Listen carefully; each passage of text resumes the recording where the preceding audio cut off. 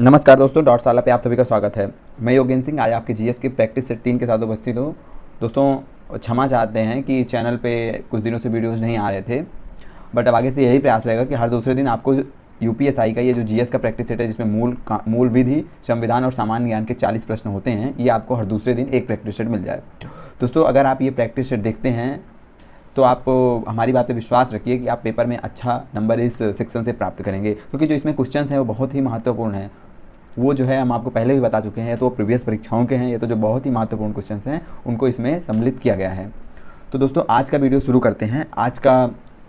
और हाँ, वीडियो शुरू करने से पहले आप चैनल को जो है सब्सक्राइब ना किए हो तो सब्सक्राइब कर लीजिए और वीडियो को लाइक करिए तथा अपने दोस्तों के साथ शेयर करिए।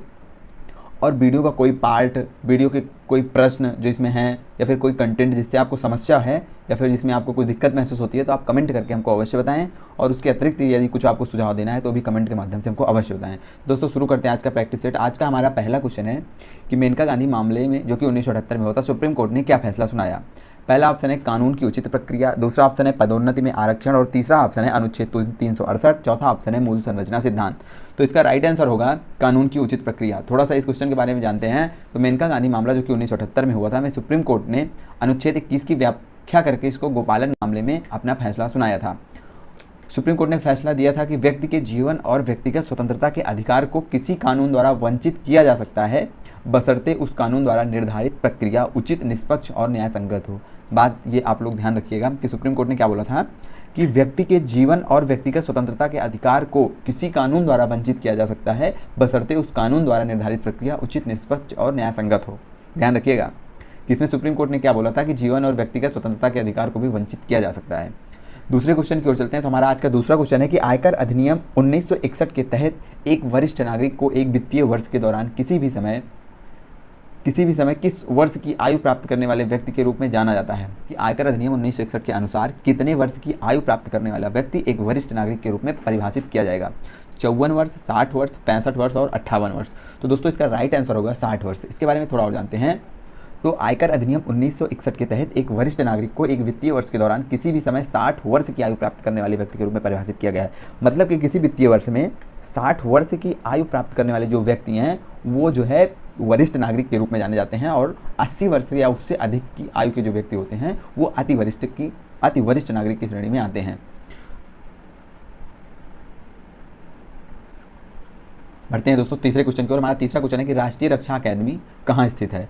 पहला ऑप्शन है उत्तराखंड, दूसरा ऑप्शन है असम, तीसरा ऑप्शन है तमिलनाडु और चौथा ऑप्शन है महाराष्ट्र। तो दोस्तों इसका राइट आंसर होगा महाराष्ट्र। आप लोग ये बात ध्यान रखिएगा कि राष्ट्रीय रक्षा अकादमी कहाँ स्थित है।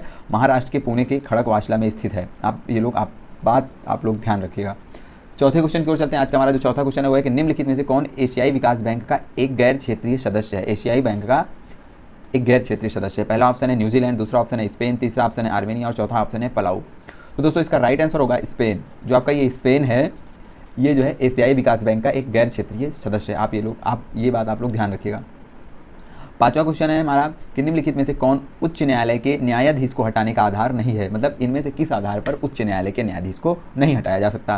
पहला ऑप्शन है साबित हुआ दुष्कर्म, दूसरा ऑप्शन है अक्षमता के आधार पर, तीसरा ऑप्शन है दिवालियापन और चौथा ऑप्शन है इनमें से कोई नहीं। तो इसका राइट आंसर होगा दिवालियापन। मतलब कि किसी भी न्यायालय के न्यायाधीश को दिवालियापन के आधार पर नहीं हटाया जा सकता। बाकी के जो ऊपर के दो ऑप्शन है साबित हुए दुष्कर्म के आधार पर और अक्षमता के आधार पर न्यायालय के न्यायाधीश को हटाया जा सकता है। अगले क्वेश्चन की ओर चलते हैं। हमारा अगला क्वेश्चन है कि निम्नलिखित में से किस अनुच्छेद में वित्त आयोग का प्रावधान है। अनुच्छेद 280, अनुच्छेद 261, अनुच्छेद 243 या फिर अनुच्छेद 240। तो इसका राइट आंसर आप लोगों को पता होगा, ये साधारण सा क्वेश्चन है। इसका राइट आंसर होगा अनुच्छेद 280। क्वेश्चन नंबर हमारा 7 है कि निम्नलिखित में से नीचे दिए गए यातायात संकेत का क्या अर्थ है। ये जो यातायात संकेत यहाँ पे दिया हुआ है इसका क्या अर्थ है। पार्किंग की अनुमति, पार्किंग और रुकना, या फिर प्रवेश निषेध, या फिर आगे चौराहा है। इन चारों में से कौन सा सही ऑप्शन है ये आपको बताना है। तो इसका राइट आंसर होगा पार्किंग और रुकना निषेध है। ये जो प्रतीक है इसका मतलब क्या होता है कि पार्किंग और रुकना निषेध है।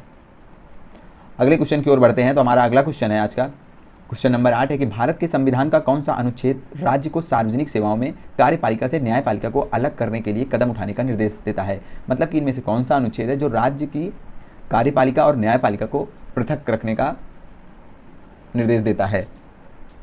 इनमें से कौन सा ऑप्शन है, कौन सा अनुच्छेद है जो कार्यपालिका को न्यायपालिका से पृथक करने का निर्देश देता है? पहला ऑप्शन है अनुच्छेद 50, दूसरा ऑप्शन है अनुच्छेद 45, तीसरा ऑप्शन है अनुच्छेद 51 और चौथा ऑप्शन है अनुच्छेद 48। तो दोस्तों इसका राइट आंसर होगा अनुच्छेद 50। ये बात आप लोग ध्यान रखिएगा।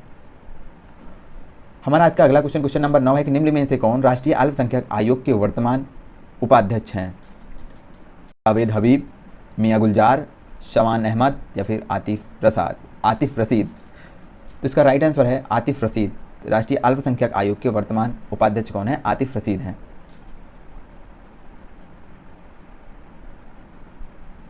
अगले क्वेश्चन की ओर चलते हैं। अगला क्वेश्चन है हमारा कि राष्ट्रीय विज्ञान दिवस कब मनाया जाता है? 27 फरवरी, 26 फरवरी, 28 फरवरी या फिर 25 फरवरी। तो दोस्तों इसका राइट आंसर आप सभी लोगों को पता होगा। इसका राइट आंसर क्या होगा? 28 फरवरी। राष्ट्रीय विज्ञान दिवस कब मनाया जाता है? 28 फरवरी को। तो दोस्तों थोड़ी सी और जानकारी लेते हैं राष्ट्रीय विज्ञान दिवस के बारे में। तो हमारा राष्ट्रीय विज्ञान दिवस 28 फरवरी को मनाया जाता है। और 2021 की थीम की बात करें तो 2021 की थीम है कि STI का फुल फॉर्म आप लोग याद रखिएगा। STI का फुल फॉर्म है साइंस, टेक्नोलॉजी एंड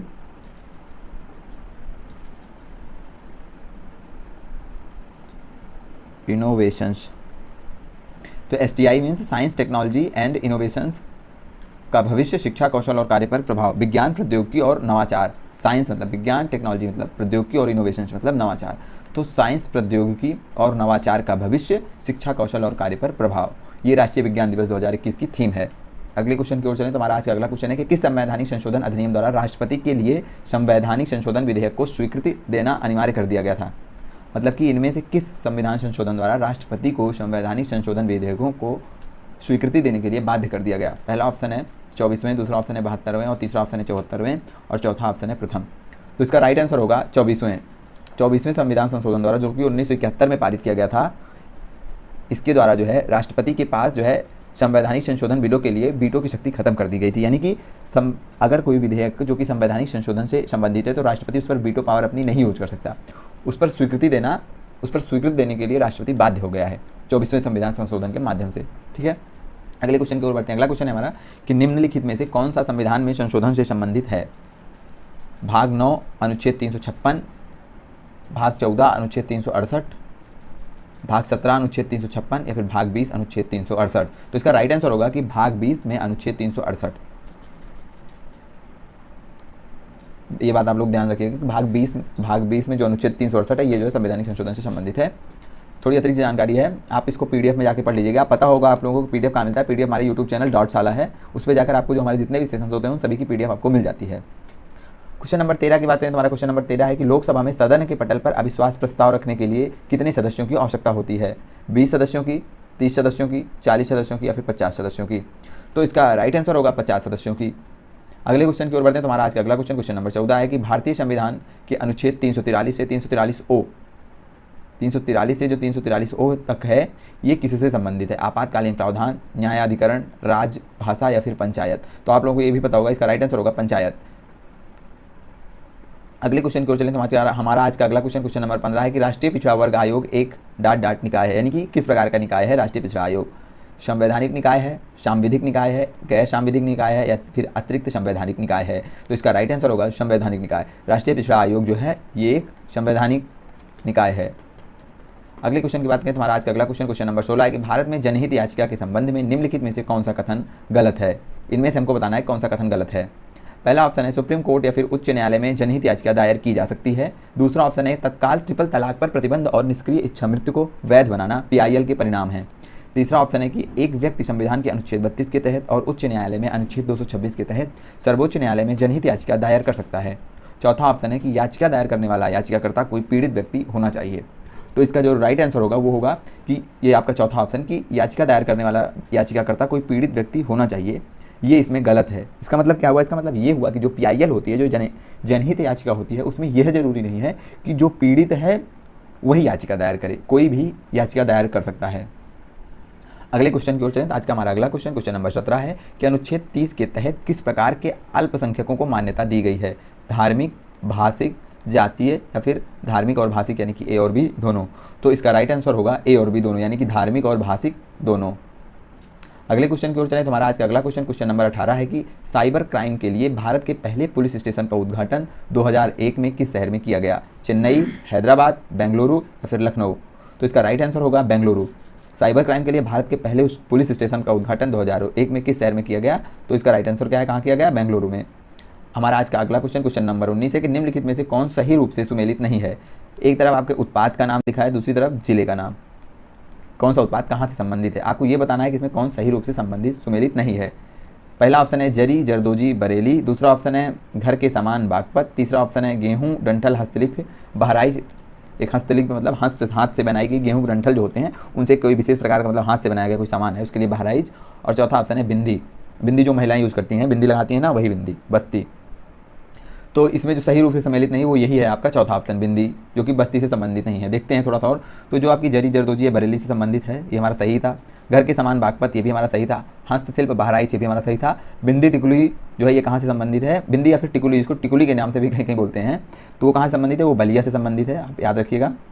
और लकड़ी का जो शिल्प है बस्ती से क्या संबंधित है? हमारा बस्ती से लकड़ी के शिल्प संबंधित है। ठीक है, आप ये चीज़ें आप लोग ध्यान रखिएगा। अगले क्वेश्चन की ओर चलते हैं। हमारा अगला क्वेश्चन नंबर 20 है कि निम्नलिखित में से किस जिले में शाकंभरी देवी मेले का आयोजन होता है? पहला ऑप्शन है प्रयागराज, दूसरा ऑप्शन है गोरखपुर, तीसरा ऑप्शन है मथुरा और चौथा ऑप्शन है सहारनपुर। तो इसका राइट आंसर होगा सहारनपुर। शाकंभरी मेला कहाँ से संबंधित है? सहारनपुर से संबंधित है। आपकी बात आप लोग ध्यान रखिएगा। कुछ और प्रमुख मेलों की बात करते हैं तो इसमें है बटेश्वर मेला, एक प्रकार का पशु मेला है जो कि कहाँ से संबंधित है? आगरा से संबंधित है।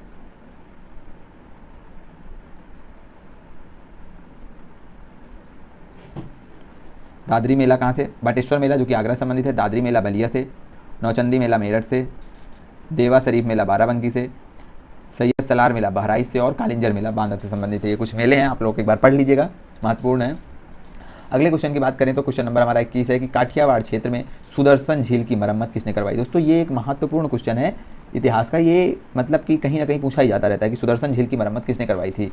देखते हैं ऑप्शन। तो पहला ऑप्शन है अशोक, दूसरा ऑप्शन है चंद्रगुप्त प्रथम, तीसरा ऑप्शन है रुद्रदामन और चौथा ऑप्शन है साइरस। तो इसका राइट आंसर जो होगा वो ये ऑप्शन नंबर तीसरा है, रुद्रदामन प्रथम। रुद्रदामन प्रथम ने ही सुदर्शन झील की मरम्मत करवाई थी। अगले क्वेश्चन की बात करें तो हमारा आज का अगला क्वेश्चन नंबर 22 है कि कौन सा भारतीय राज्य कागज रहित बजट प्रस्तुत करने वाला देश का पहला राज्य बन गया है? पहला ऑप्शन है उत्तर प्रदेश, दूसरा ऑप्शन है केरल, तीसरा ऑप्शन है कर्नाटक और चौथा ऑप्शन है पंजाब। तो इसका राइट आंसर होगा उत्तर प्रदेश। ये भी आप लोग ध्यान रखिएगा, ये महत्वपूर्ण है कि जो उत्तर प्रदेश है ये पेपर रहित बजट प्रस्तुत करने वाला देश का पहला राज्य बन गया है। और ये उस समय तो और भी अधिक महत्वपूर्ण है जब आप उत्तर प्रदेश की कोई परीक्षा दे रहे हैं। क्वेश्चन नंबर 23 हमारा क्या है कि जनगणना 2011 के अंतिम आंकड़ों के अनुसार 2001 की तुलना में 2011 में उत्तर प्रदेश के लिंगानुपात में कितने अंकों की वृद्धि हुई? 14 अंकों की, 16 अंकों की, 18 अंकों की या फिर 20 अंकों की? तो इसको आप लोग ध्यान रखिएगा, इसका राइट आंसर है 14 अंकों की। इसका राइट आंसर है 14 अंकों की, यानी कि 2001 से 2011 की अगर तुलना की जाए जनगणना की तो उत्तर प्रदेश के लिंगानुपात में 14 अंकों की वृद्धि हुई है। अगले क्वेश्चन की ओर चलें तो हमारा आज का अगला क्वेश्चन नंबर 24 है कि भारत में वन्य जीव पशु को निम्नलिखित में से कौन सा अधिनियम संरक्षण प्रदान करता है?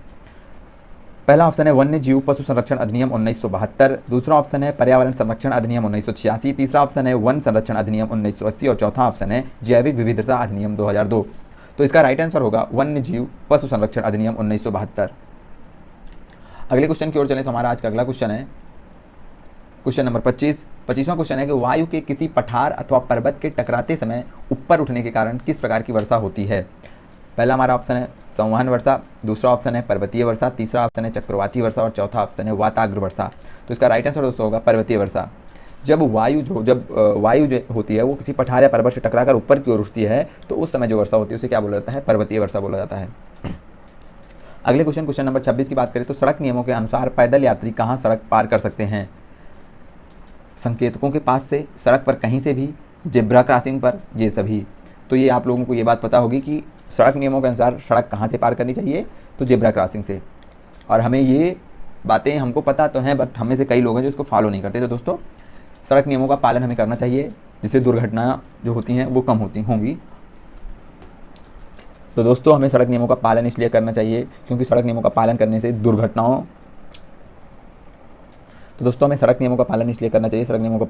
दुर्घटनाओं की संख्या में कमी आती है। दोस्तों अगले क्वेश्चन की ओर चलते हैं। हमारा आज का अगला क्वेश्चन नंबर 27 है कि निम्नलिखित में से कौन सा सामान्य यातायात नियम नहीं है? इनमें से कौन सा सामान्य यातायात नियम नहीं है? तो पहला ऑप्शन है नशे की हालत में वाहन न चलाना, दूसरा ऑप्शन है हमेशा सीट बेल्ट पहनना, तीसरा ऑप्शन है अगले वाहन से सुरक्षित दूरी रखना। चौथा ऑप्शन है वाहन चलाते समय दाईं ओर बैठना। तो इसका राइट आंसर क्या है कि वाहन चलाते समय दाईं ओर बैठना ऐसा कोई सामान्य सा यातायात नियम नहीं है। अगले क्वेश्चन की बात करें तो आज का हमारा अगला क्वेश्चन, क्वेश्चन नंबर 28 है कि ब्रिटिश संसद में चुने जाने वाले पहले एशियाई व्यक्ति कौन थे? दादा भाई नेहरूजी, व्योमेश चंद्र बनर्जी, WC बनर्जी मतलब व्योमेश चंद्र बनर्जी, फिरोज शाह मेहता और BG तिलक मतलब बाल गंगाधर तिलक। तो इसका राइट आंसर होगा क्या? का राइट आंसर होगा दादा भाई नेहरूजी। आप लोग ये बात ध्यान रखिएगा कि जो हमारे दादा भाई नेहरूजी हैं वो जो है ब्रिटिश संसद में चुने जाने वाले पहले जो है एशियाई व्यक्ति थे। क्वेश्चन नंबर 29 की बात करें तो हमारा क्वेश्चन नंबर 29 है कि राज्यसभा में 12 सदस्यों को कौन नामित करता है? प्रधानमंत्री, राष्ट्रपति, संसद या फिर उपराष्ट्रपति। बहुत ही साधारण सा क्वेश्चन है, आप लोगों को इसका आंसर अवश्य पता होगा। इसका आंसर है कि राष्ट्रपति। राष्ट्रपति जो है लोकसभा में 12 सदस्यों को नामित करता है। अगले प्रश्न की बात करें आज का हमारा अगला प्रश्न संख्या 30 है हमारी, क्या है कि संसदीय निर्वाचन क्षेत्र का आकार और आकृति स्वतंत्र ... द्वारा निर्धारित किया जाता है। यानी कि किसके द्वारा ये निर्धारित किया जाता है? जो संसदीय निर्वाचन क्षेत्र का आकार और आकृति किसके द्वारा निर्धारित किया जाता है? चुनाव आयोग, जनगणना आयोग, योजना आयोग या फिर परिसीमन आयोग। तो इसका हमारा राइट आंसर क्या होगा? परिसीमन आयोग। आप लोग ये बात ध्यान रखिएगा कि जो परिसीमन आयोग होता है इसी के द्वारा किसी भी संसदीय जो निर्वाचन क्षेत्र होते हैं उनका आकार और उनकी आकृति को निर्धारित किया जाता है। अगले प्रश्न की बात करें तो प्रश्न नंबर 31 है कि निम्नलिखित में से कौन भारत में सबसे बड़ा लोकसभा क्षेत्र है? किसकी लोकसभा क्षेत्र है? क्षेत्रफल की दृष्टि से हमको बताना है कि ये कौन सा ऑप्शन है जो कि क्षेत्रफल की दृष्टि से लोकसभा का सबसे बड़ा क्षेत्र है। पहला ऑप्शन है जैसलमेर, दूसरा ऑप्शन है लद्दाख, तीसरा ऑप्शन है लेह और चौथा ऑप्शन है बाड़मेर। तो इसका राइट आंसर होगा आपका लद्दाख। दोस्तों ये बात आप लोग ध्यान रखिएगा। तो लद्दाख जो हमारा है वो क्या है? लोकसभा क्षेत्रफल की दृष्टि से सबसे बड़ा निर्वाचन क्षेत्र है। और बाड़मेर और कक्ष की बात करें तो ये बाड़मेर दूसरा सबसे बड़ा है और ये जो कक्ष है आपका ये तीसरा सबसे बड़ा लोकसभा निर्वाचन क्षेत्र है क्षेत्रफल की दृष्टि से। अगले क्वेश्चन नंबर 22 की बात करें तो हमारा क्वेश्चन नंबर 32 की बात करें तो हमारा क्वेश्चन नंबर 32 है कि उत्तर प्रदेश के किस शहर में भारतीय ललित कला परिषद स्थित है? लखनऊ, आगरा, सीतापुर या फिर वाराणसी। तो आप लोग ये बात ध्यान रखिएगा कि ललित कला परिषद जो है वो कहाँ स्थित है? वाराणसी में। अगले क्वेश्चन की ओर चलते हैं तो हमारा आज का अगला क्वेश्चन है क्वेश्चन नंबर 33 है कि मध्य प्रदेश में अमरकंटक पहाड़ी से निम्नलिखित में से कौन सी नदी निकलती है? पेरियार नदी, रावी नदी, नर्मदा नदी या फिर गोमती नदी। तो दोस्तों इसका जो राइट आंसर होगा नर्मदा नदी। आपको ये बात पता होगी कि मध्य प्रदेश में अमरकंटक की पहाड़ियों से ही नर्मदा नदी निकली है। आज के अगले क्वेश्चन की बात करते हैं तो हमारा अगला क्वेश्चन नंबर 34 है कि निम्नलिखित में से कौन सा राज्य भारत में पेट्रोलियम का अग्रणी उत्पादक है? असम, गुजरात, महाराष्ट्र या फिर आंध्र प्रदेश। तो इसका राइट आंसर होगा गुजरात। गुजरात जो है वो भारत में पेट्रोलियम का अग्रणी उत्पादक है। ये बात आप लोग ध्यान रखिएगा। अगले क्वेश्चन नंबर 35 की बात करें तो 35वां क्वेश्चन है कि राष्ट्रपति द्वारा राज्यसभा में सदस्यों का नामांकन भारत के संविधान द्वारा कहाँ से लिया गया? यानी कि भारत के संविधान में जो राष्ट्रपति द्वारा राज्यसभा में कुछ सदस्यों का नामांकन किया जाता है वो यह प्रावधान कहाँ से लिया गया है? आयरलैंड से, कनाडा से, जर्मनी से या फिर भारत सरकार अधिनियम 1935 से। तो इसका राइट आंसर होगा आयरलैंड से। अगले क्वेश्चन की ओर चलते हैं तो आज का हमारा अगला क्वेश्चन नंबर 36 है कि भारत में महान्यायवादी को किसके द्वारा नियुक्त किया जाता है? प्रधानमंत्री द्वारा, वित्त मंत्री द्वारा, भारत के मुख्य न्यायाधीश द्वारा या फिर राष्ट्रपति के द्वारा। तो इसका आंसर होगा राष्ट्रपति के द्वारा। जो महान्यायवादी होता है उसको किसके द्वारा? उसको राष्ट्रपति के द्वारा नियुक्त किया जाता है। अगले क्वेश्चन की बात करें तो हमारा क्वेश्चन नंबर 37 है कि आंतरिक कान के अंदर कंपन या दबाव किसके द्वारा विद्युतीय सिग्नल में परिवर्तित होता है? कर्णावर्त, कान के पर्दे द्वारा, कर्णपाली द्वारा और संधान द्वारा। तो इसका राइट आंसर होगा कर्णावर्त द्वारा। कर्णावर्त के द्वारा जो वाइब्रेशंस होते हैं, जो कंपन होता है वो जो है किस में परिवर्तित हो जाते हैं? विद्युत सिग्नल में परिवर्तित हो जाते हैं। क्वेश्चन नंबर 38 की बात करें तो 38वां क्वेश्चन है हमारा आज का कि उच्च न्यायालय के एक जज को केवल यहाँ पे बताना है, यहाँ पे भरना है आपको कि किस आधार पर पद से हटाया जा सकता है। इनमें से कुछ टाइपिंग मिस्टेक हो गई थी, या ये 3 ऑप्शन में से आपको बताना है कि इनमें से किस आधार पर जो है उच्चतम न्यायालय के न्यायाधीश को उसके पद से हटाया जा सकता है। पहला ये क्या है हमारा पहला ऑप्शन? सिद्ध दुर्व्यवहार या फिर अक्षमता के आधार पर, बुढ़ापे के आधार पर और सकल अक्षमता के आधार पर। तो इसका राइट आंसर होगा सिद्ध दुर्व्यवहार या फिर अक्षमता के आधार पर उच्चतम न्यायालय के जज को हटाया जा सकता है। अगले क्वेश्चन की बात करें तो क्वेश्चन नंबर 39 है कि एक IPS अधिकारी कौन सा सर्वोच्च पद धारण कर सकता है? पुलिस महानिदेशक का, केंद्रीय जांच ब्यूरो निदेशक का, आज सूचना ब्यूरो निदेशक या फिर राष्ट्रीय सुरक्षा अधिकारी। तो इसका राइट आंसर होगा आसूचना ब्यूरो निदेशक। IPS अधिकारी कौन सा सर्वोच्च पद धारण कर सकता है? तो इसका आंसर क्या होगा? आसूचना ब्यूरो निदेशक का वह सर्वोच्च पद है जिसको एक IPS अधिकारी धारण कर सकता है। तो आप हमारा लास्ट क्वेश्चन है कि भारत में इनमें से किस क्षेत्र में सर्वाधिक FDI प्रवाह आकर्षित किया गया है? ऑटोमोबाइल सेक्टर, दूरसंचार, रासायनिक या फिर सेवा क्षेत्र। तो आपको बताना है कि किस क्षेत्र में सर्वाधिक FDI आई है। तो इसका राइट आंसर होगा कि सेवा क्षेत्र में सर्वाधिक FDI का प्रवाह आकर्षित हुआ है भारत में।